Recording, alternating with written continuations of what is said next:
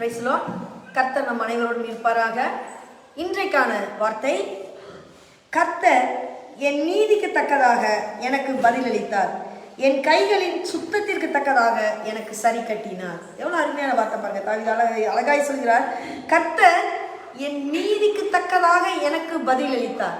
நான் என்ன நீதி பண்றேன்? நான் எப்படிப்பட்ட நீதிமானா இருக்கிறேன்? நான் எந்த இடத்துலலாம் நீதி செய்கிறேன், எந்த இடத்துலலாம் அநியாயம் செய்கிறேன், எந்த இடத்துலலாம் உண்மை உள்ளவளாக இருக்கேன், எந்த இடத்துலலாம் அநீதி உள்ளவளாக இருக்கேன், அதற்கு தக்கவாறு அவர் நீதி செய்கிறார். என் கைகளின் சுத்தத்திற்கு தக்கதாக அவர் எனக்கு சரி கட்டுகிறார். கைகளோட சுத்தம் எவ்வளோ முக்கியம் பார்த்தீங்களா? அதற்கு தக்கதாக சரி கட்டுகிறார். சரி, இதற்கான ஒரு ஒரு பைபிளில் ஒரு இதோடு நம்ம எடுக்கிறோம். அதற்கு முன்னால் உங்களோட கண்களை மூடி ஒரு நிமிடம் உங்களோட கைகளின் சுத்தம், உங்களுடைய நீதிகள் எப்படிப்பட்டதாக இருக்கிறது ஆண்டுகிட்ட ஒப்பு கொடுக்குறீங்களா? தகப்பனே, இதை பார்த்து கொண்டிருக்கிற ஒவ்வொருவர் மேலும் உம்முடைய கிருபை இறங்குவதாக. எங்களுடைய நீதிக்கு தக்கதாக எங்களுக்கு சரி கட்டுகிறீர், எங்கள் கைகளின் சுத்தத்திற்கு தக்கதாக எங்களுக்கு செய்கிறீரப்பா. எவ்வளோ பெரிய வார்த்தை. இன்னைக்கு கிறிஸ்டியன்ஸ் நாங்கள்லாம் சர்ச்சுக்கு போகிறதுனால நாங்கள் நல்லா இருக்கிறோம்னு நினைக்கிறோம். இல்லை, நீ நீதியை காண்கிற தேவன், சுத்தத்தை பார்க்கிற தேவன். கைகளின் சுத்தம் எவ்வளவு முக்கியம். கேட்கிற ஒவ்வொருடைய உள்ளத்திலும் பேசுகிறார். என்னை மறைத்து நீ பேசு. இயேசுவின் மூலம் ஜெபம் நல்ல பிதாவே, ஆமென். எனக்கு அருமையானவர்களே, கடவுள் அருமையான வார்த்தையை சொல்றாரு நமக்காக. என் நீதிக்கு தக்கதாக எனக்கு பதிலளித்தார், என் கைகளின் சுத்தத்திற்கு தக்கதாக எனக்கு சரி கட்டினார். கைகளோட சுத்தம், நீதி ஒரு மனிதனுக்கு எவ்வளோ முக்கியம், எவ்வளோ முக்கியம். அவங்க தான் பரிசுத்தரை தரிசிக்க முடியும். பரிசுத்தவானாய் இருப்பது எப்படி? கைகளின் சுத்தம். இன்னைக்கு நம்ம நிறைய இடங்கள்ல நம்ம அநியாயம் செய்கிறவர்களாக இருக்கிறோம், ஆனால் அது நமக்கே தெரிய மாட்டேங்குது. நமக்கு யாருக்காவது தெரியுதா? நம்மளை பாவின்னு சொன்னால் நம்ம ஏற்றுப்போமா? நீ இந்த இடத்துல தப்பு செய்கிறேன்னு சொன்னால் யாராவது நம்ம முகத்துக்கு நேரம் சொன்னால் நம்ம ஏற்றுக்கிறோமா? இல்லை, நான் செய்கிறதா சரி அப்படின்னு நம்ம ஆர்கியூ பண்ணுறவங்களா இருக்கோம். ஒரு நிமிஷம் அவங்க சொல்கிறதுல என்ன கருத்து இருக்குன்னு நம்ம சீர்தூக்கி பார்க்குறோமா? பார்க்கறது இல்லை. அந்த மாதிரி பார்த்துட்டா நம்ம கிறிஸ்டியன்ஸ்லாம் நல்லா ஆயிடுவோம்ல. இந்த மாதிரி நம்ம பார்க்கறது கிடையாது. அவன் என்ன எப்படி அப்படி சொல்லலாம்? என்ன மாதிரி எவனுமே இல்லை, நான் தான் பெரிய வல்லவன், நல்லவன், நான் தான் பெரிய வல்லவன், இப்படிதான் நம்ம பேசிட்டு இருக்கோம். எனக்கு அருமையானவர்களே, எவ்வளோ இடத்துல நம்ம நீதி தவறோம், எவ்வளோ இடத்துல நம்ம கைகளின் சுத்தத்தை இழக்கிறோம். யோசிச்சு பாருங்க. நம்ம கைகளின் சுத்தம்னா நம்ம நினைச்சுக்கிறோம் லஞ்சம் வாங்கலைன்னா மட்டும்தான் நம்ம கை சுத்தம் அப்படின்னு நினைச்சுக்கிறோம். நம்மளே அப்படி ஒன்று நினைச்சுக்கிறோம். புரியுதா? ஆனா பைபிள் கிளியரா சொல்லுது. இப்போ நம்ம ஒன்றும் இல்லை, மனசுல ஒன்றை வச்சுட்டு ஒருத்தரை வெல்கம் பண்றோம் பார்த்தீங்களா? வாங்க, வந்துட்டா பாரு, ஐயோ இவளுக்கு சோறு போடணுங்க, ஐயோ இவளுக்கு 4 நாள் நான் செலவு பண்ணணுங்க. மனசுக்குள்ள இப்படி நினைக்கிறோம் பார்த்தீங்களா? மனசு அழுக்காய் போயிடும். அவங்கள வரவேற்று கையை கூப்பிடுறீங்களா பார்த்தீங்களா? அந்த கையோட சுத்தமும் இல்லாமல் போயிடும். நம்ம நிறைய இடங்கள் அப்படிதான் நினைக்கிறோம். நான் என் கை சுத்தமா இருக்கு, நான் லஞ்சம்லாம் வாங்குறது இல்லை பிரதர், நான் லஞ்சம்லாம் வாங்குறது இல்லை சிஸ்டர், என் கை ரொம்ப சுத்தம். என்ன சுத்தம்? உங்க மனசு அழுக்கு, உங்க கை அதுக்கு சப்போர்ட் பண்ணுது. நிறைய இடங்கள்ல நம்ம வழி தவறோம். சர்ச்சுக்குள்ளேயே நம்ம வழி தவறோம். சர்ச்சுக்குள்ளேயே நம்ம ஒருத்தரோட ஒருத்தர் பேசும்போது உண்மையா இல்லை. சர்ச்சுக்குள்ளேயே ஒருத்தரோட பதவியை ஒருத்தர் எப்ப கவுத்தி மேல வரலான்னு நினைச்சிட்டு வாழ்ந்துட்டு இருக்கிறோம். இப்படிதான் நம்மளுடைய வாழ்க்கைகள் போயிட்டு இருக்குது. யாரும் ஆண்டவருடைய தண்டனைகளை நினைக்கிறது இல்லை. ஆண்டவர் எப்பேற்பட்ட வல்லமையுள்ளவர் நினைக்கிறது இல்லை. ஆண்டவரை பற்றின கொஞ்சம் கூட பயம் இல்லாம இன்னைக்கு கிறிஸ்தவம் போயிட்டு இருக்கு. அதனாலதான் இந்த வருஷம் எழுதி வச்சுக்கோங்க, சர்ச்சுக்குள்ளேயே நியாய தீர்ப்பு வரும். இது நடக்கும். 20-25 சர்ச்சுக்குள்ளதான் நியாய தீர்ப்பு நடக்கும். கண்டிப்பா நடக்கும். ஆண்டுடைய பிள்ளையாகிய நான் இந்த இடத்துல இருந்து சொல்றேன், எல்லா சர்ச்சுக்குள்ளேயும் ஒரு பெரிய நியாய தீர்ப்பு வரப்போகுது. புரியுதா? இந்த வருடங்கள். அதனால தயவு செய்து உங்களோட ஒவ்வொருடைய உள்ளத்தையும் ஆண்டவருக்காக ஒப்பு கொடுங்க. ஆண்டவர் இருக்கிறார், நீங்க சர்ச்சுக்குள்ள ஆண்டவர் இருக்கிறார், அந்த பயம் வேணும், அந்த பயம் வேணும். ஆண்டவருக்கான மரியாதை கொடுக்கணும். ஆண்டவருக்கான ஹானரை எங்க ஹானர் பண்றோம் நம்ம கடவுள்? என்னோட பெருமைகளை நிலைநாட்டுறதுக்கு நம்ம நின்றுட்டு இருக்கோம் இல்லையா? காணிக்கை எடுக்கிறதுக்கு ஒரு போட்டி, முன்னால காணிக்கை கவரை கொண்டு வைக்கிறதுக்கு பந்தாவா வர்றதுக்கு ஒரு போட்டி, காணிக்கை தட்டை பிடிக்கிறதுக்கு ஒரு போட்டி, எல்லாத்துக்கும் இன்னைக்கு கிறிஸ்தவத்துல போட்டி தான். சர்ச்சுக்குள்ள ஒரே போட்டி. நான் தான் ஆர்கன் வாசிக்கணும், நான் தான் வயலின் வாசிக்கணும், நான் தான் கிட்டார் வாசிக்கணும், நான் தான் ட்ரம் அடிக்கணும், நான் தான் எல்லாம் பண்ணணும், என் குடும்பம் தான் இருக்கணும், எல்லாத்துலேயும் போட்டி. என் கைகள் தான் காணிக்கை தட்ட பிடிக்கணும், போட்டி. உங்க கைகள் எப்படிப்பட்டதா இருக்கு? உங்க உள்ளம் எப்படிப்பட்டதா இருக்கு? உங்களுடைய உள்ளத்திற்கும் உங்களுடைய கைகளின் சுத்தத்திற்கும் தக்கதாய் கர்த்தர் நீதியை சரி கட்ட இந்த வருடம் வந்து கொண்டிருக்கிறார். இந்த வருடம் உங்களுக்கு அதுதான் புரியுதா? நீதியை சரி கட்டுவார்.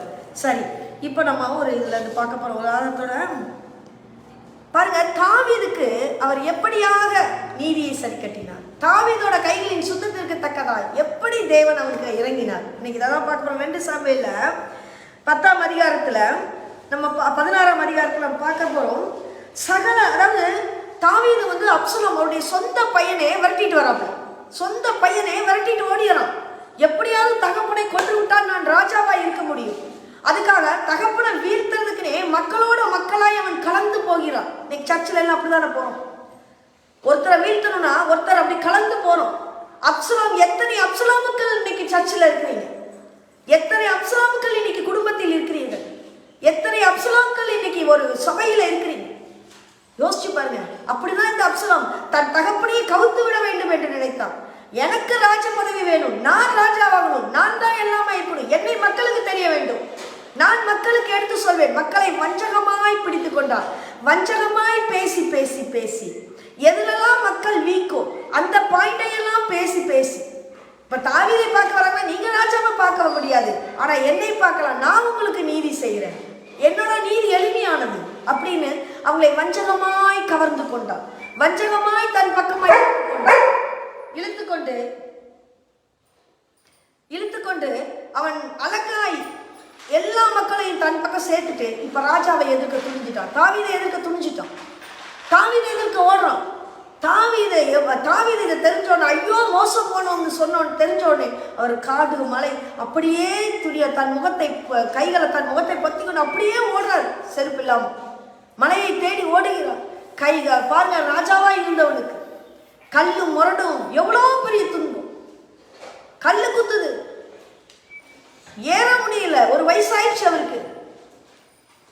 மெத்தையில் படுத்த அவருக்கு இப்ப கல்லுல படுக்கிறார். முள்ளு குத்துது, கஷ்டம், நிறைய கஷ்டம் அனுபவிக்கிறார். அதை விட மனசுல வலி. என்னோட பையன் நெஞ்சில குத்திட்டானே, என்னோட பையன் என்னை கவுத்துட்டானே இந்த பதவிக்காக. துரோகம், துரோகம் எல்லாத்த விட துரோகம் தான் வலிக்கு தெரியுமா? கூட இருந்து துரோகம் பண்றது தான் வலி. அதனாலதான் கடவுள் துரோகியை மன்னிக்கிறதுல, யூதாஸ் காரியத்தை மன்னிக்கல. பாத்தீங்களா, கடவுள் துரோகம் வலிக்கும், துரோகிக்கு மன்னிப்பு கஷ்டம்தான். புரியுதா? கூட இருந்தே துரோகம் பண்றது, அதுதான் இந்த அப்சலோம். இன்னைக்கு நம்மள எத்தனை அப்சலோம்கள் இருக்கிறோம்? நம்ம அப்சலோமா இருக்கிறோமா? அது அசிங்கம், துரோகம், வலிச்சிருக்கோம். அவனுக்கு கூடவே இருந்தான். நம்ம எவ்வளோ அன்பு வச்சிருந்தோம். என்னோட மகன் நினைச்சோன்னு அவனுக்கு எல்லா காரியங்களும் நல்லா தானே செஞ்சேன், ஆனா அவன் இவ்வளோ பெரிய துரோகம் செஞ்சுட்டான். பாருங்க, ஓடுறாரு தாவீது ராஜா, ஓடுறாரு, மக்களை விட்டு ஓடுறாரு. பல நேரங்களில் நம்மளும் நம்மளோட வாழ்க்கையில் இப்படி துரத்தப்படலாம். பல நேரங்களில் நம்ம வாழ்க்கையை விட்டு ஓடலாம். பல நேரங்களில் துரோகம் நம்மளுக்கு வலிக்கிறதுக்கு நமக்கு அது மிகப்பெரிய இழப்பா இருக்கலாம்.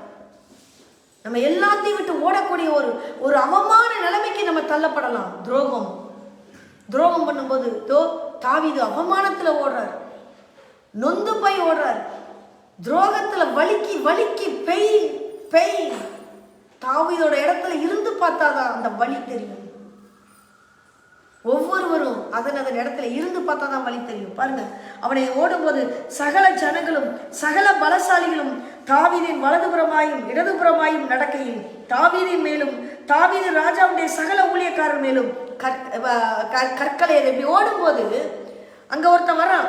யாரு? நம்ம சவுல் ராஜாவுடைய ரிலேட்டிவ். புரியுதுங்களா? அவனோட ரிலேட்டிவ் சவுலை இவன் தான் இதுட்டான்னு அவனுக்கு ஒரே கோபம். புரியுதா? அவன் பேர் வந்து கேராவின் குமாரனகை சீமே. புரியுதா? அவன் சவுலோட ரிலேட்டிவ். அவன் வந்து பயங்கரமா, இப்போ நீ எங்க சவுல் ராஜாவை நீ இல்லாம பண்ணல, இவன் பண்ணல, ஆக்சுவலா தாவீது பண்ணல. ஆனா இவனுக்கு ஒரு இது பண்ணல. இதான் வீண் பழிகள். புரியுதா? அவன் துரோகம் நினைச்சு ஓடி வரான். இங்க பார்த்தா வீண் பழியை ஒருவன் சுமத்தி கொண்டு இருக்கிறான். மலையிலேயாவது நிம்மதி கிடைக்குமா? அந்த கஷ்டத்தோட ஓடி வந்தனே நிம்மதி கிடைக்குதா? அவமானத்துல ஓடி இங்க ஒதுங்கி நிக்கிறனே நிம்மதி கிடைக்குதா? கிடைக்கல. இங்க சீமையை சொல்றான், டேய் நீ அவங்க மேல கற்களை எறிகிறான், கல்லை எறிகிறான். கல்லு மட்டும் எரியல, அடுத்ததா ஒரு வார்த்தையை சொல்றான் பாருங்க. சீமேயி அவனை தூஷித்து இரத்த பிரியனேன்னு கூப்பிடுறான். பேலியாளின் மனுஷனே தொலைந்து போ, தொலைந்து போன்னு சொல்றான்.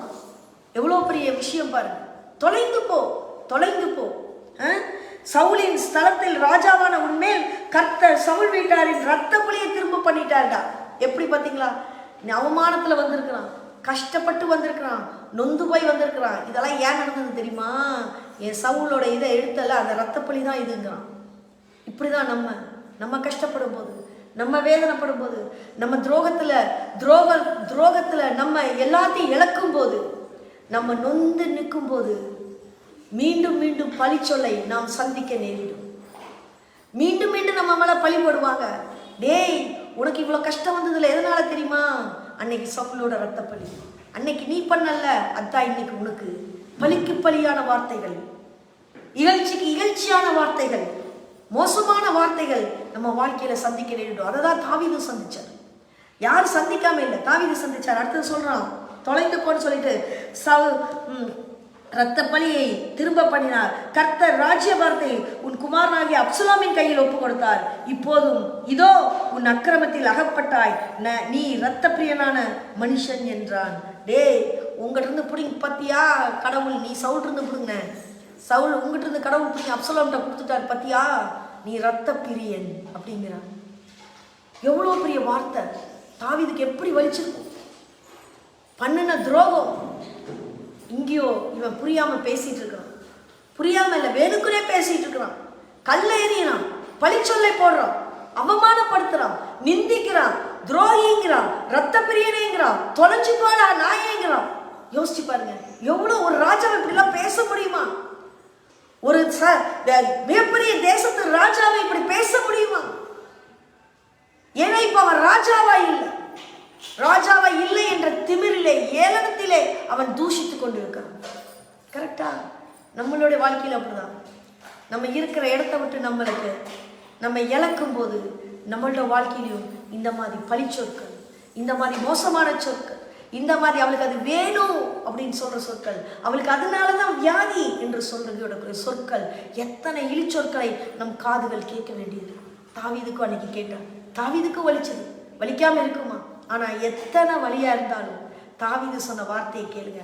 உடனே அவன் பக்கத்துல இருந்த தளபதி, புரியுதா, தளபதி அவன் அபிசாய், இந்த செத்த சொல்ற அபிசாய், தாவீதோட தளபதி சொல்றார், இந்த செத்த நாய் ராஜாவாகிய ஆண்டவனை தூஷிப்பானே, நான் போய் அவன் தலையை வாங்கி போடட்டுமே. அவனுக்கு கோவம் வருது. இந்த செத்த நாய் உங்களை பேசுறானா, தலையை துண்டிச்சு போட்டுறான்.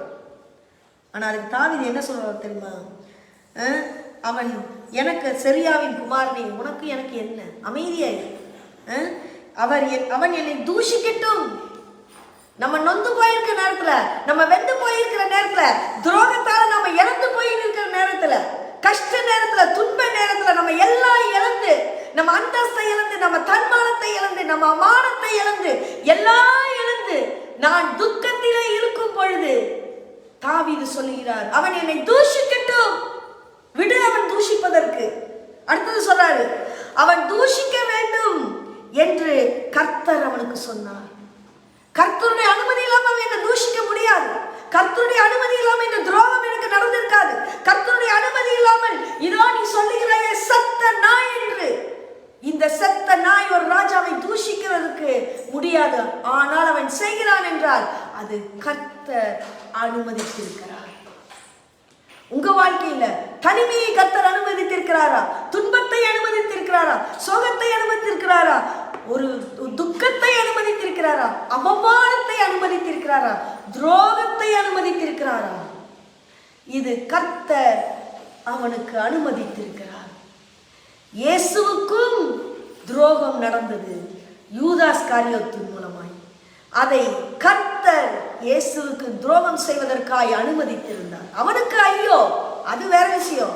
ஆனால் அனுமதித்தது கர்த்தர். யோபுவுக்கு துன்பம் வர வேண்டும் என்று சாத்தானை அனுமதித்தது கர்த்தர். நம்மளோட வாழ்க்கையில் நடக்கக்கூடிய ஒவ்வொரு விஷயங்களுக்கும் அனுமதி கர்த்தரிடமிருந்து வருகிறது. இதான் தாவீது ப்ரூவ் பண்றான். விடு, செத்தனாய் நீ சொல்றியே, அவன் அவமதிக்கட்டும், அவன் தூஷிக்கவே, தாவீதை தூஷிக்க வேண்டும் என்று கர்த்தர் அவனுக்கு சொன்னார். ஆகையால் ஏன் இப்படி செய்கிறாய் என்று கேட்கத்தக்கவன் யார்? யாரால கேட்க முடியும்? ஏண்டா இப்படி செஞ்சன்னு கேட்க முடியுமா? அது கர்த்தர் தானே அனுமதிச்சார். யூதாஸ் காரியத்தை கேட்க முடிஞ்சதா யாராலையும்? ஏண்டா நீ துரோகி, இயேசுவையே காட்டி கொடுத்தாயேன்னு கேட்க முடிஞ்சதா? எவன் கேட்க முடியும்? கர்த்தர் அவன் மூலமாய் தான் இயேசு காட்டி கொடுக்கப்பட வேண்டும் என்று நியமித்திருக்கிறார். துரோகி சாகப்பட வேண்டியிருந்தார். ஆனால் அது கர்த்தரால் அது நிகழும். பின்னும் தாவீது அபிசாயம் அவன் ஊழியக்காரனை, தன் ஊழியக்காரர் எல்லாரையும் பார்த்து, இதோ சொல்றாரு பாருங்க, எவ்வளவு வேதனையை சொல்றாரு பாருங்க. இதோ என் கர்ப்ப பிறப்பான என் குமாரனே என் பிராணனை வாங்க தேடும் போது, நம்மளுக்கு இந்த வார்த்தையை நம்ம மாத்திக்கலாம். இதோ என் கூட இருந்த நண்பனே, அவ்வளோ நன்மை செய்தேனே, அவனே என்ன காலவாரி விடும்போது, என் கூட இருக்கிற என் மனைவியே எனக்கு துரோகம் செய்யும் போது, என் கூட இருக்கிற கணவனே எனக்கு துரோகம் செய்யும் போது, நான் வளர்த்த என் பிள்ளையே எனக்கு துரோகம் செய்யும் போது, என் கூட இருந்த என் சகோதரனே எனக்கு துரோகம் செய்யும் போது, என் சகோதரியே என்னை கண்டு கொள்ளாத போது, என்னை அனாதையாய் தவிக்க விட்டு விட்ட என் குடும்பமே என்னை கண்டு கொள்ளாத போது, போட்டுக்கலாம் உங்களுக்கு, நீங்க எடுத்து விடுறேன், போட்டுக்கோங்க. அதான் சொல்றாரு, இதோ என் கர்ப்ப பிறப்பான என் குமாரனே என் பிராணனை வாங்க தேடும் போது, இந்த பென்யமீனன் எத்தனை அதிகமாய் செய்வான். இந்த இவன் வேற என்ன தூஷிக்கிறான், வேற என்ன சீமை, இவன் எத்தனை அதிகமாய் செய்வான். அவன் தூஷிக்கட்டும், அப்படி செய்ய கர்த்தர் அவனுக்கு கட்டளையிட்டு இருக்கிறார். அவன் தூஷிக்கட்டும், கர்த்தர் அவனுக்கு கட்டளையிட்டு இருக்கிறார்.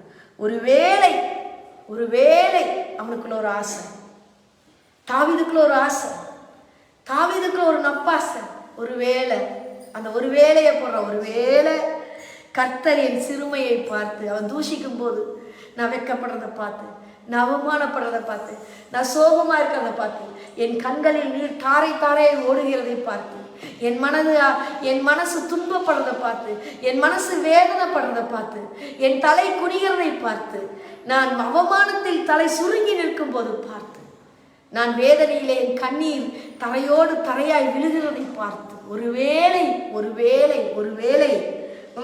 கர்த்தர் என் சிறுமையை பார்த்து இந்த நாளில் அவன் நிந்தித்த நிந்தனைக்கு பதிலாக எனக்கு நன்மையை சரி கட்டுவார். எவ்வளோ பெரிய நம்பிக்கை! ஏன் நன்மையை சரி கட்டுவார்னு அவர் சொல்றான் தாவீது. எனக்கு ஏன் நன்மையை சரி கட்டுவார் என்று தாவீது சொல்லுகிறார். எல்லாரும் சொல்றாங்க இந்த வார்த்தையை, எனக்கு கடவுள் நன்மை செய்வார்ப்பா. எப்படி செய்வார்? யூதாஸ் காரியத்துக்கு செய்வாரா நன்மையை? சிலுவையிலே 2 கலன் தொங்கிக் கொண்டிருந்தானே, ஒரு கலனுக்கு நன்மை செய்தாரா? திரும்பி கூட அவன் முகத்தை பார்க்கல. நம்மலாம் சொல்றோம், எல்லாத்தையும் மன்னிக்கணும்பா, எல்லாத்துக்கிட்டையும் சமாதானமா இருக்கணும்பா. ஏசு சிலுவையில தொங்கிட்டு இருந்த 2 கல்லன்டையுமா சமாதானமா இருந்தாரு? ஒரு கல்லனை தானே திரும்பி பார்த்தார். இன்னொரு கல்லனிடம் மூஞ்ச கூட போய் பார்க்கலையே. காட்டி கொடுத்த யூதாஸை தேடி போகவில்லை. வேண்டாம் யூதாஸ், காட்டி கொடுத்துறாத நீ சொல்லலையே. யூதாஸ், நம்ம கடவுளோட சட்டம் இது, கடவுள் இப்படியெல்லாம் பாவம் பண்ண சொல்ல அட்வைஸ் கொடுத்தாரா? சொல்லலையே. துரோகி என்று தெரிந்த பின் அவனுக்கு அட்வைஸும் சொல்லல. ஏன்னா அவனுக்கான தண்டனை நிறைவேற்றப்பட வேண்டிய காலம் வந்தது. சொல்றது புரியுதா? ஒருவேளை கர்த்தர் இந்த நாளில் அவன் நிந்தித்த நிந்தனைக்கு பதிலாக எனக்கு நன்மையை சரி கட்டுவார். அப்ப தாவீதுக்கு நன்மையை சரி கட்டுவார் எப்படி தெரியும்? எல்லாரும் சொல்லலாம் எனக்கு நன்மையை, யூதாஸ் காரியத்தை சொன்னாங்க நன்மையை சரி கட்டுவார் சொல்லலாம்ல. இன்னைக்கு இருக்கிற யூதாஸ் காரியத்தெல்லாம் சொல்றாங்க, கர்த்தர் என்னை பார்த்து பாரு, நான் செய்தது நல்லதுன்னு அவருக்கே தெரியும். இன்னைக்கு யூதாஸ் காரியத்தெல்லாம் இப்படிதான் பேசிட்டு இருக்கிறாங்க. இன்னைக்கு 2வது சொன்னால திமிரா பேசினால, ஏய் நீ கிறிஸ்துவானா, உன்னையும் காப்பாத்து என்னையும் காப்பாத்துனால. இன்னைக்கு இப்படி பேசுறவங்க நிறைய பேர் சொல்றாங்க, ஐயோ எனக்கு நன்மை செய்வார்ல. ஒன்றும் செய்ய மாட்டார். ஆனா தாவீது நம்பிக்கையோடு சொல்றான், எனக்கு நன்மையை சரி கட்டுவார். ஏன் நன்மையை சரி கட்டுவார்? அதுதான் இந்த வசனம் சொல்லுது. ஏன் நன்மையை சரி கட்டுவார்? அழகா சொல்றது, கர்த்தர் என் நீதிக்கு தக்கதாக எனக்கு பதிலளித்தார், என் கைகளின் சுத்தத்திற்கு தக்கதாக எனக்கு சரி கட்டுவார். தாவீது நீதி செய்தார், சுத்த உள்ளத்தோடு இருந்தார், சுத்தமான கைகள். ஏன் அவர் ராஜாவாக்கினார்? ஏன் கடவுள் அவருக்கு நன்மை செய்தார்? ஆடு மாடு தான் மேய்ச்சிட்டு இருந்தார். ஆடு மாடு மேய்க்கிறதுக்கு எல்லா பசங்களுக்கும் பொறுப்பு கொடுக்கப்படல, தாவீதுக்கு கொடுக்கப்பட்டிருந்தது ஆடு மாடு மேய்க்கிறதுக்கு. அந்த தாவீது ஆடு மாடு மேய்க்கும் போது அந்த காலத்துல செல் இல்லை, அதனால செல்ல நோன்றதுக்கு. ஆனா அந்த காலத்துல இயற்கை இருந்தது, வில்லு அம்பு எல்லாம் கையிலேயே செய்வாங்க, கவனெல்லாம் கையிலேயே செய்வாங்க. அவன் நினைச்ச ஆடு மாடை ஒரு இடத்துல மேய விட்டுட்டு அவன் எங்கேயாவது வேடிக்கை பார்த்து, சிறிய பையன் விளையாடி கொண்டு இருந்திருக்கலாம், விளையாடிட்டு இருந்திருக்கலாம் ஜாலியா, பொறுப்பை விட்டுட்டு இப்படி போயிருந்திருக்கலாம், அப்படி போயிருந்திருக்கலாம், தன்னோட வேலை காரியமா ஜாலியா இருந்திருக்கலாம். அவன் கைகளின் சுத்தம், உள்ளத்தின் சுத்தம், எனக்கு கொடுக்கப்பட்ட பொறுப்பு என்ன? இந்த ஆடு மாடு கரெக்டா மேய்க்கிறது இந்த ஆடு. அப்ப அவன் சொல்றான், சவுல்ட்ட கூட சொல்றான், ஒரு சிங்கம் வந்தா அந்த வாயை பிளந்து போடுவான். அவ்வளோ கண்ணு கருத்துமா அந்த ஆடை பார்த்துக்கிட்டான். ஆடு தானே சிங்கம் பிடிச்சிட்டு போட்டு, இன்னைக்கு நிறைய பேர் கோழி வளர்ப்பாங்க, கோழி தானே நாய் பிடிச்சிட்டு போகுது, அது தானே, அவ்வளவுதானே. பொறுப்பு, பொறுப்பு, எல்லாத்துலயும் பொறுப்பு. உங்க குழந்தைங்க வளர்க்கறதுல பொறுப்பு, உங்க குடும்பத்துல பொறுப்பு, மருமகளா, மாமியாரா, தகப்பனா, மாமனாரா, எல்லாத்துலயும் பொறுப்பு. கடவுள் அதான் சொல்ற. அப்பதான் உன் வாழ்க்கையில முன்னேற்றம், இல்லைன்னா முன்னேற்றமே கிடையாது. அதனாலதான் தாவீதுக்கு அவ்வளவு பெரிய ராஜ பதவி தன்னோட கைகள்ல கொடுக்கப்பட்ட அந்த இதை பார்க்கிறாரு. ஓ, எனக்கு என்னை நம்பி ஆடு மேய்க்க விட்டுருக்குறாங்க, விடுவானா நானு? சிங்கம் வந்துருமா, புலி வந்துருமா, தூக்க வந்துருமா? மெசேஜ் கேட்கும் போது எல்லாத்துக்கும் வராது இல்ல. பொறுப்பு கேட்கணும், முழிச்சிருந்து பொறுப்பு முழிச்சிருந்து அந்த ஆடுகளை பார்ப்பேன், முழிச்சிருந்து அந்த சிங்க குட்டியா புலி குட்டியா எந்த குட்டி வந்தாலும் தூக்கி வீசுவேன். பொறுப்பு, ரெஸ்பான்சிபிலிட்டிஸ், ரெஸ்பான்சிபிலிட்டி. அந்த ரெஸ்பான்சிபிலிட்டி தான் கடவுள் பார்க்கிறார். இவன் பொறுப்புள்ளவன், இவன் பொறுப்புகளை உதறி தள்ளவில்லை, இவனை தூக்கி ராஜாவா போட்டான். சவுல் தள்ளிட்டான், சவுலை தள்ளினார், தாவீதை உயரத்தில் ஏற்றினார். ஒருவனை தள்ளி ஒருவனை உயர்த்தினார். இவர்தான் கடவுள். ஏன்? அந்த ரெஸ்பான்சிபிலிட்டி. அவன் நன்மை செய்தான், அவனுடைய கைகள் சுத்தமா இருந்த, எனக்கு கொடுத்த பொறுப்பை நான் கரெக்டா செய்யறேன். நீங்க எத்தனை பேர் அவங்க உங்க பொறுப்பை கரெக்டா செய்றீங்க? சர்ச் விஷயத்துல எல்லாரும் கரெக்டா இருப்பாங்க, வேலை செய்யற விஷயத்துல கோட்டை விட்டுட்டு இருப்பாங்க. எவனோ ஒருத்த வேலை தானே. சின்ன சின்ன விஷயங்கள் யோசிச்சு பாருங்க. ஒரு ஃபேன் எக்ஸ்ட்ரா சும்மா ஓடிட்டு இருக்குது, எத்தனை பேர் அதை ஆஃப் பண்றீங்க? உங்க வீடு அந்த ஆஃப் பண்ணுவீங்க கரண்ட் பில்லுன்னு, அடுத்த வீடா இருந்தா அடுத்த முதலாளி தானே ஆஃப் பண்ண. அவன் எவ்வளவு சம்பாதிக்கிறான் அநியாயமா, அவனுக்கு ஓடட்டும் தானே விடுறோம். சின்ன சின்ன விஷயங்களை நம்ம பொறுப்பு காட்டுறோமா? என் வீட்டை சுத்தமா பெருக்குவேன், வெளியே போனா அப்படின்னு. என் வீட்டுல சுத்தமா பாத்திரம் கழுவுவேன், அடுத்த வீட்டுல இப்படிதானே பொறுப்பற்று இருக்கிறோம். சின்ன சின்ன விஷயங்களை நம்ம உதாசீனப்படுத்துகிறோம், சின்ன சின்ன விஷயங்களை நம்ம பாவம் செய்யறோம். ஆனா தாவீது சின்ன சின்ன விஷயங்களை கூட பார்த்து பார்த்து செஞ்சார். புரியுதா? பார்த்து பார்த்து செஞ்சார். அதனாலதான் கடவுள் ஆடு மாடு மேய்ச்சிட்டு இருக்கடா, உன்னை அப்படியே தூக்கி ராஜ பதவியில வைக்கிறேன்னு வச்சார். அப்படி பதவியில வச்சாலும் அவர் நன்மைகளை செய்தார், அந்த பொறுப்புல இருந்து அவர் தவறல. அதுதான் சொல்றார், எனக்கு ஒருவேளை இவன் நிந்திக்கிறதை பார்த்து என் தேவன் என் பக்கமா திரும்பலால, என்னை பார்க்கலால, என் கண்ணீரை பார்க்கலால, எனக்கு செஞ்ச துரோகத்தை பார்க்கலால, இவன் என்னை கல்லுல எரிஞ்சானே அதை பார்க்கலால, காரி துப்புறானே, தொலைஞ்சு போ நாயங்கிறானே, தொலைஞ்சு போங்கிறானே பார்க்கலால. எவ்வளோ அவமானம், எவ்வளோ நிந்தை, எப்படி ராஜாவா நீ தானே என்னை ஆக்கினீர், இன்னைக்கு இந்த நிந்தையும் எனக்கு உம்மால் தானே வந்தது. நீர் ஒருவேளை அதை பார்த்தா, ஒருவேளை அதான் சொல்றான், ஒருவேளை கர்த்தர் என் சிறுமையை பார்த்து இந்த நாளிலே நிந்தித்த நிந்தனைக்கு பதிலாக எனக்கு நன்மை சரி கட்டுவார் என்றான். புரியுதா?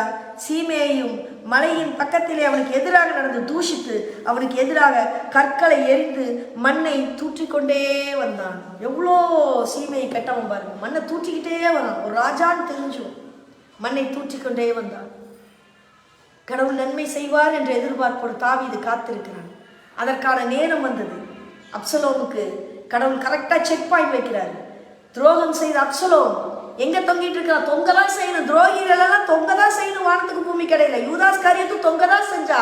இப்ப அப்சலோமும் போருக்கு வரும்போது கருவேல அந்த மரத்துல அவன் முடி தலை மாட்டிக்கிச்சு, கழுத போயிடுச்சு. இவர் மாட்டிக்கிட்டாரு. வானத்துக்கு பூமிக்கும் இடையே தொங்கி கொண்டு இருக்கிறான். அப்சலோம் என்ற ராஜா துரோகம் செய்தவன், தன் தகப்பனுக்கே துரோகம் செய்தவன். நாட்டு மக்களுக்கு துரோகம் செய்ய மாட்டானா? யோசிக்கின்ற நண்பனுக்கு துரோகம் செய்தவன் சபைக்கு துரோகம் பண்ண மாட்டானா? தன் இனத்துக்கே துரோகம் பண்ணவன் மற்றவனுக்கு துரோகம் பண்ண மாட்டானா? யோசிங்க. துரோகி அங்கே வானத்துக்கும் பூமிக்கும் நடுவாக தொங்கிக் கொண்டு இருக்கிறான். இவனுக்கு வர்றாங்க, செல்வையின் குமாரன் வராங்க, அவன் தொங்கிட்டு இருக்கிறான். ஏன்டா இதை சொல்ல வர்ற? போடு, வெட்டு, கொள்ளு. தாவீதின் குமாரன் என்று பாராமல் அவன் சாகடிக்கப்பட்டான். பாருங்க, கர்த்தர் நன்மை செய்தார். இப்ப தாவீது ராஜாவா மக்கள் ஏத்துக்கிறாங்க, இஸ்ரவேல் மக்கள் ஏத்துக்கிறாங்க. இப்போ சீமைக்கு பயம் வந்தது. ஐயோ ராஜாவே இப்ப இறங்கி வரான். ஜால்ரா ஜால்ரா ஜால்ரா இறங்கி வரான். ஐயோ நான் பேசுனதெல்லாம் மனசுல வச்சுக்காதீங்க, மன்னிச்சிருங்க, ஏதோ ஒரு பைத்தியம் பிடிச்ச மாதிரி பேலியாளின் மகனா பேசிட்டேன். இப்படிதான் நிறைய பேர் இருக்கிறீங்க. பதவி இல்லைன்னா ஒண்ணு, பதவி இருந்தா ஒரு பழக்கம். பணம் இருந்தா ஒண்ணு, பணம் இல்லைன்னா ஒண்ணு. எத்தனை சீமைகள் இன்று கிறிஸ்தவத்தில் இருக்கிறீர்கள்? எத்தனை சீமைகள் இந்த மாதிரி சர்ச்சுக்குள்ள இருக்கிறீங்க?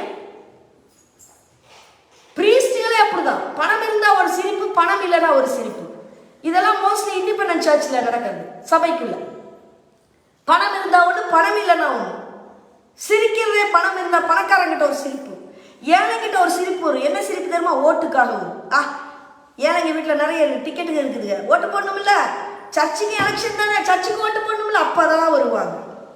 வாங்க ஓட்டு போட்டுருங்க, நம்ம இடம், நம்ம ஆளு, நம்ம இது. எங்க இருந்து தான் வரும் தெரியாது. ஓட்டு, ஓட்டுக்காக பல்லை காட்டும் கூட்டம்.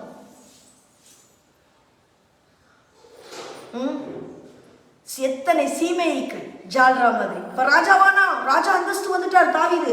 இப்போ மன்னிக்கீங்க ராஜாவே, மன்னியும் ராஜாவே, நான் ஏதோ தெரியாம பேசிட்டேன். எத்தனை ஜால்ராக்கள் இன்று இப்படி முக பாவனைகளை எத்தனை பேர் மாற்றி தெரிகிறீர்கள். எனக்கு அருமையானவர்களே, இன்னைக்கு இந்த மெசேஜில் நம்ம தெரிஞ்சுக்கிட்டது ஒண்ணுதான், ஒரே ஒரு விஷயம்தான். நீங்கள் நன்மை செய்தால் மேன்மை இல்லையோ, உங்க நன்மைக்கு தக்கதாக கட்டாயம் சரி கட்டுவார். நீங்க வாழ்ற வாழ்க்கையில நன்மை செய்திருங்க. சுயநலமா வாழாதீங்க, யாருக்கும் ஜால்ரா அடிக்காதீங்க. உள்ளதை உள்ளதென்றும் இல்லதை இல்லதென்றும் சொல்லுங்கள். மற்ற எல்லாம் தீமையினால் வந்திருக்கு, உங்களுக்கு அதை பத்தி கவலை இல்லை. புரியுதா? புரியுதா? துரோகிகள் என்று வாழ்க்கை கொடுக்கப்படுவதில்லை கடவுளிடமிருந்து. அவர்கள் வானத்துக்கும் பூமிக்கும் தொங்க வேண்டியதுதான். கர்த்தர் தொங்க விடுவார். ஆனா நீங்க உங்க வாழ்க்கையில நன்மை செய்து நன்மை செய்து நன்மை செய்து கடவுளிடமிருந்து பெறப்போகும் நன்மைக்காக பொறுமையாய் காத்திருங்க. இடையில அவமானம் வரும், துன்பம் வரும், கஷ்டம் வரும், நீங்க ஓட வேண்டிய நாட்கள் வரும், சொந்தங்களை இழக்க வேண்டிய நாட்கள் வரும், உங்களை சுற்றி உள்ளவர்கள் உங்களை அவமானப்படுத்த வேண்டிய நாட்கள் வரும். ஆனாலும் பொறுமையாய் காத்திருங்கள். நீங்கள் செய்த நன்மைக்கு கட்டாயம் கர்த்தர் நன்மையால் சரி கட்டுவார். நன்மை செய்தால் மேன்மை இல்லையோ, உங்கள் கைகளின் சுத்தத்திற்கு தக்கதாக கர்த்தர் உங்களுக்கு சரி கட்டுவார். உங்க கையோட சுத்தம் இருக்கணும். நான் தான் அடிக்கடி சொல்லுவேன், உங்க வேலையை நீங்க தரமா செய்யுங்க. கரெக்டா செஞ்சீங்கன்னா, உண்மையா உழைச்சிங்கன்னா, நீங்க கர்த்தருக்கு முன்னால நிற்பீங்க. சொல்லுவேனா? உண்மையா உழைக்கலாம் யாருக்கு முன்னால நிற்பீங்க? நீசனுக்கு முன்னால, சாத்தானுக்கு முன்னால நிற்பீங்க. நீங்க யாருக்கு முன்னால நிக்கணும்னு நீங்க செஞ்சுக்கோங்க. இன்னைக்கு மனுஷன் முன்னால வாங்க வணக்கம், என் நான் இப்படி நான் அப்படி, நமக்கு நம்ம எல்லாத்தையும் பண்ணலாம், நல்லா நடிக்கலாம். இந்த நடிச்ச முகத்தை மனிதன் ஏமாறலாம், கடவுள் ஏமாற்ற மாட்டார். கடவுள் ஏமாற மாட்டார், ஏமாறவும் மாட்டார், ஏமாற்றவும் மாட்டார். உன் ஆபத்து நாட்களிலே உன்னை தொங்க விட்டு விடுவார். நீ தொங்க தான் வேணும். யூதாஸ் காரியத்து மாதிரியும் அந்த சிலுவையில் இன்னொருத்தருடன் தொங்கிட்டு இருந்தா பார்த்தீங்களா, அந்த மாதிரியும் பரலோகத்தில் உன்னை கைவிட்டு விடுவார். அந்த ஒரு நிர்பாக்கியமான துர்பாக்கியமான வாழ்க்கை நமக்கு வேண்டாம். கிறிஸ்தவர்களே, மனம் திரும்புங்கள். சர்ச்சுக்குள்ள இருக்கவங்கெல்லாம் மனம் திரும்புங்க, ஆண்டவரை தேடுங்க, நன்மை செய்யுங்க. இந்த ஒரு வார்த்தை மனசுல பறிச்சுக்கோங்க, நன்மை செய்தால் மேன்மை இல்லையோ. தாவீதுக்கு துன்பங்கள் இருந்தது, ஆனாலும் மேன்மை அதிகம். தாவீது கஷ்டம் இருந்தது, ஆனாலும் மேன்மை அதிகம். தாவீது அப்சலோமுக்கு பயந்து ஓடினார், ஆனாலும் மேன்மைக்கு கிரீடம் வந்தது. புரியுதா? தாவீதுக்கு படாத கஷ்டம் இல்லை.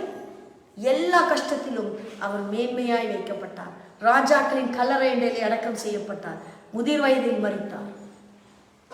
ஆகையால் எனக்கு அருமையானவர்களே, எனக்கு அருமையான கிறிஸ்தவர்களே, பைபிள் ரீட் பண்றீங்களா? பைபிள் ரீட் பண்றீங்களா? எத்தனை வசனம் அதுல கொடுக்கப்பட்டிருக்குது. எத்தனை வசனத்தை கடவுள் உங்களுக்கு கொடுத்து தந்திருக்கிறாரு. நீதி செய்யுங்கள், நன்மை செய்யுங்கள், கைகளின் காரியங்கள் சுத்தமாக இருக்க கடவுள். பரலோகத்தில் எவன் பிரவேசிப்பான்? அவருடைய பரிசுத்த தலத்தில் ஏறக்கூடியவன் யார்? அப்படிதானே? ஒருத்தருக்கு ஒருத்தர் கோழி மூட்டாதானே பைபிள்ல இருக்கு. கோழி மூட்டாதான் இருக்குதா இல்லையா? முடிஞ்சா இடையில கோழி மூட்டி சண்டை கிளப்பாதீங்க. உண்மையே பேசுங்க, நல்லதே பேசுங்க. கடவுள் உங்களோடு இருப்பார். புரியுதா? இந்த வருடம் ஆலயத்துக்குள்ளதான் நியாய தீர்ப்பு நடக்கும். ஆலயத்துக்குள்ளதான் என்ன அந்த அந்த இது என்னது, அந்த தேவையில்லாத செடிகளை களைவோம் இல்லை, களைகள் களையப்படும். ஆலயத்துக்குள்ளதான் களைகள் களையப்பட போகிறது. தயவு செய்து எச்சரிக்கையாயிருங்கள். நீங்கள் உங்களையும் உங்கள் குடும்பத்தையும் காப்பாற்றிக் கொள்ளுங்கள். முடியுமானால் ஆண்டவரை பிடித்துக் கொள்ளுங்கள். நன்மைக்கு சரி கட்டுவார். நீங்கள் செய்த நன்மைக்கு ஏற்ற மாதிரி சரி கட்டுவார். கைகளின் சுத்தத்திற்கு தக்கதாய் உங்களுக்கு அவர் சரி கட்டுவார். ஒரு நிமிடம் கண்களை மூடி உங்களை ஆண்டவருக்கு ஒப்பு கொடுக்கிறீங்களா? தகப்பனே, ஆண்டவரே, இன்னைக்கு இருக்கிற கிறிஸ்தவர்கள் மாயமாலமாய் வாழ்ந்து கொண்டிருக்கிறார்கள். பைபிள் படிக்கிறாங்க, ஜபம் பண்றாங்க, எல்லாம் பேரளவில் சும்மா ஃபார்மாலிட்டிக்கு நைட் ப்ரேயர், பகல் ப்ரேயர், மத்தியானம் ப்ரேயர்னு ஒரு 10 நிமிஷம், கிளம்பும்போது ஒரு 10 நிமிஷம் சும்மா மனுஷனுக்கு லஞ்சம் கொடுக்குற மாதிரி உங்களுக்கு ஒரு ப்ரேயரை கொடுத்துட்டு போயிடுறாங்க. இதெல்லாம் ஒரு அழிவோட உச்சக்கட்டம் வரப்போதுன்னு தெரியாமல் பண்ணிட்டு இருக்கிறாங்க. இந்த ஆடுகளுக்கு நீங்க புரிய வைங்க. இந்த ஆடுகளை காப்பாற்ற நீர் இறங்கி வருவீராக. கலைகளை களைவீராக. ஆலயத்திலே நடக்கக்கூடிய அசுத்தங்களை களைவீராக. அசுத்த உள்ளங்களை களைவீராக. கிறிஸ்தவத்திலே ஆண்டவரே, அன்னைக்கெல்லாம் கிறிஸ்டியன்ஸ் பார்த்தீங்கன்னா அவ்வளோ ரெஸ்பெக்ட் பண்ணாங்க. இன்னைக்கு கிறிஸ்டியன்ஸ் அவ்வளோ மாறி போயிட்டாங்க. அந்நியர்கள் மேற்கொள்வதை அதை நீர் அனுமதித்திருக்கிறீரப்பா. இறங்குவீராக, இறங்குவீராக. உம்முடைய நியாய தீர்ப்பு நடப்பதாக இதோ உம்முடைய பிள்ளைகளை நீர் காப்பாற்றுவீராக. கேட்டுக்கொண்டிருக்கிற ஒவ்வொரு உள்ளங்களிலும் பேசுவீராக. நன்மை செய்தால் மேன்மை இல்லையோ சொன்னவர் நீ. அந்த நன்மைக்கு மேன்மை இல்லாமல் போகுமா ஆண்டவரே? கட்டாயம் நன்மைக்கு மேன்மை வரும். விசுவாசிக்கிறோம். எங்கள் விசுவாச ஜபத்தை ஏறெடுப்பீர் என்று விசுவாசிக்கிறோம். கேட்கிற ஒவ்வொரு உள்ளங்களையும் பொறுப்பெடுத்து ஆசீர்வதிப்பீராக. இயேசுவின் மூலம் ஜபங்களும் நல்ல பிதாவே, ஆமென். எனக்கு அருமையானவர்களே, கோ டு யூடியூப் அன்ஷேக்கிள்டு மினிஸ்ட்ரியை ஷேர் பண்ணுங்க, சப்ஸ்கிரைப் பண்ணுங்க, லைக் பண்ணுங்க.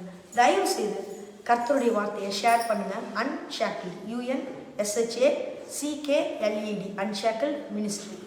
தயவு செய்து ஷேர் பண்ணுங்க. தேங்க்யூ. God plus.